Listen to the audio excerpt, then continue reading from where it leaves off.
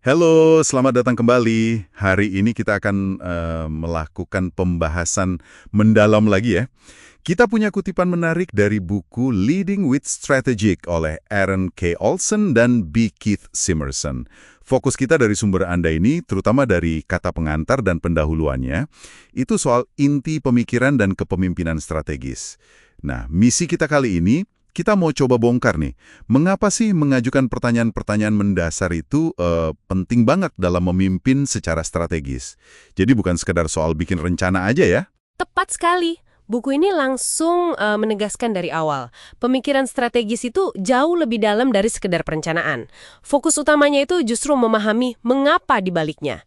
Kenapa kita berpikir dan bertindak strategis.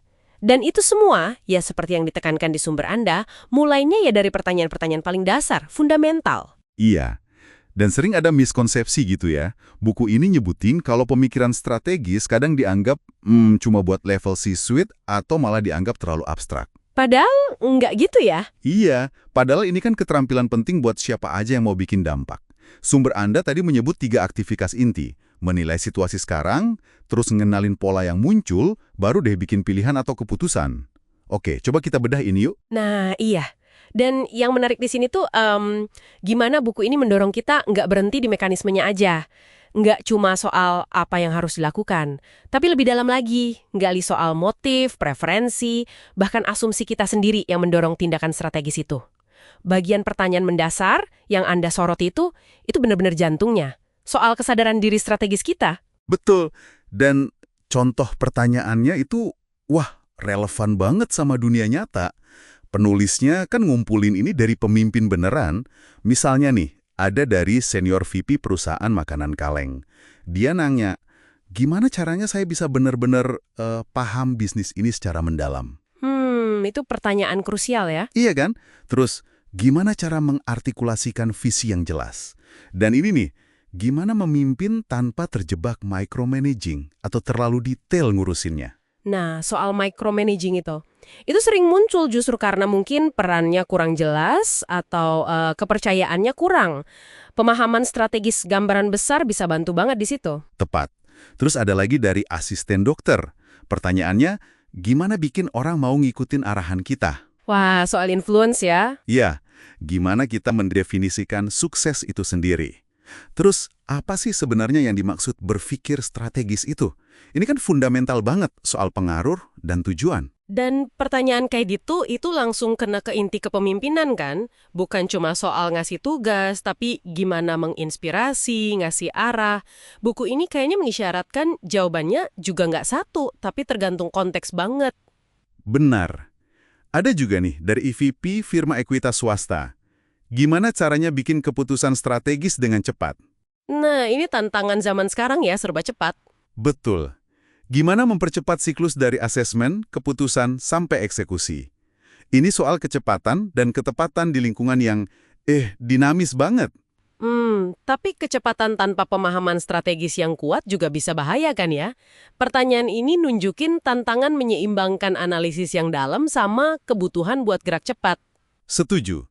Terakhir nih, dari Direktur Rumah Sakit Anak. Gimana kita bisa bantu para pemimpin ubah kebiasaan yang cenderung reaktif jadi lebih proaktif dan strategis? Ini soal perubahan perilaku ya? Iya, perubahan perilaku kepemimpinan. Pertanyaan-pertanyaan ini saya yakin pasti terasa relevan juga buat Anda yang dengerin di konteks masing-masing kan? Tentu. Dan semua pertanyaan ini ya, kalau kita lihat bareng-bareng, itu menggarisbawahi satu hal penting yang ditekankan buku ini. Perlunya perspektif holistik. Maksudnya ngeliat keseluruhan sistem gitu, dan paham konteksnya. Ingat nggak analogi pilot yang nggak bisa cuma fokus ke satu alat ukur aja? Dia harus sadar cuaca, bahan bakar, rute, kondisi pesawat, semua. Oh iya ya. Atau contoh nilai kolam renang yang, ya ampun, beda banget nilainya tergantung lokasinya di mana. Betul, konteks menentukan ya. Nah, pertanyaan-pertanyaan mendasar tadi itu maksa kita melakukan hal yang sama. Memahami di sini dan sekarang secara utuh, terus hubungkan ke tujuan masa depan, dan pertimbangkan semua faktor sebelum kita melangkah. Jadi, ini benar-benar bukan cuma soal apa yang harus dipikirin, tapi lebih ke bagaimana kita melatih cara berpikir kita ya. Buku ini, seperti yang disebut di pendahuluan, kan nggak cuma ngasih teori ya. Mereka pakai contoh nyata. Iya, ada Disney, GE, 3M. Bahkan sampai Nelson Mandela disebut untuk ilustrasi konsepnya. Dan yang menarik lagi, mereka juga pakai kerangka kerja dari bidang lain kan? Benar, ada disebut soal wawasan dari psikologi kognitif. Itu buat pahami gimana kita mikir, bias-bias apa yang mungkin ada. Oke. Terus ada pemikiran sistem. Ini buat ngelihat gimana berbagai elemen itu saling nyambung dan pengaruh mempengaruhi.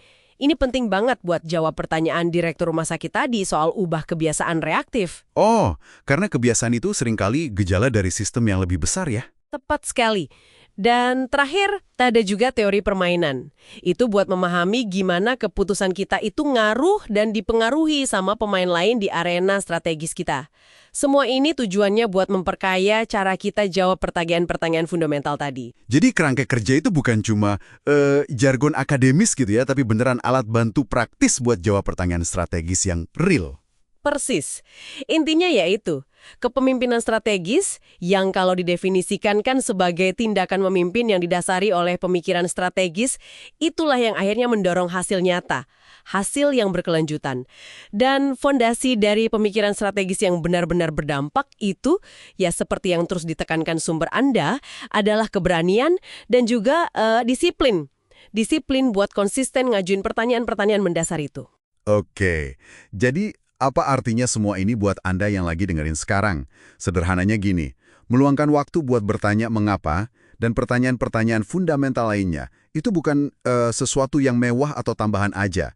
Tapi ini fondasi penting banget buat bisa berpikir jernih, melihat gambaran besarnya, paham konteks unik Anda sendiri, dan ujung-ujungnya ya memimpin dengan lebih efektif dan strategis. Nah, sebagai penutup nih, mungkin ada satu hal yang bisa Anda renungkan. Coba pikirin deh. Dalam tantangan atau tujuan Anda saat ini, ada nggak sih pertanyaan mendasar soal asumsi Anda, soal tujuan sebenarnya, soal konteks yang lebih luas yang selama ini belum pernah Anda tanyakan ke diri sendiri atau tim Anda? Gimana kalau Anda mulai bertanya sekarang? Kira-kira itu bakal ngubah cara pandang Anda atau mungkin langkah Anda selanjutnya nggak ya? Ya, itu sesuatu untuk Anda pikirkan lebih lanjut.